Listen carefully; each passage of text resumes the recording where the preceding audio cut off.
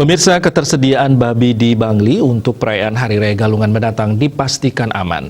Dinas Pertanian Ketahanan Pangan dan Perikanan (PKP) Kabupaten Bangli mengaku akan menurunkan tim untuk mengecek kesehatan babi yang akan dikonsumsi masyarakat. Kabid Kesehatan Hewan Dinas PKP Kabupaten Bangli DRH Ninyoman Sri Rahayu mengatakan stok babi di Kabupaten Bangli saat ini ada pada posisi di atas kebutuhan masyarakat. Berdasarkan data yang dimilikinya, populasi babi siap potong per Maret 2021 sebanyak 9.743 ekor dan asumsi ketersediaan daging sekitar 779,46 ton.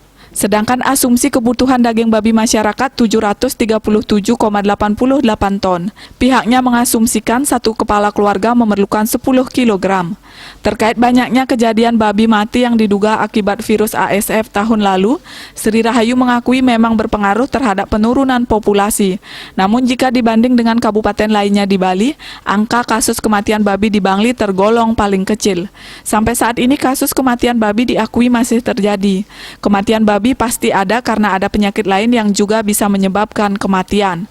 Untuk memastikan kesehatan babi yang akan dikonsumsi masyarakat saat galungan nanti, pihaknya akan menerjunkan petugasnya. Biasanya pemeriksaan akan dilakukan mulai Minggu 3 hari sebelum galungan. Sementara itu berdasarkan data yang dimilikinya, estimasi pemotongan babi di Kecamatan Bangli sebanyak 310 ekor di 4 titik.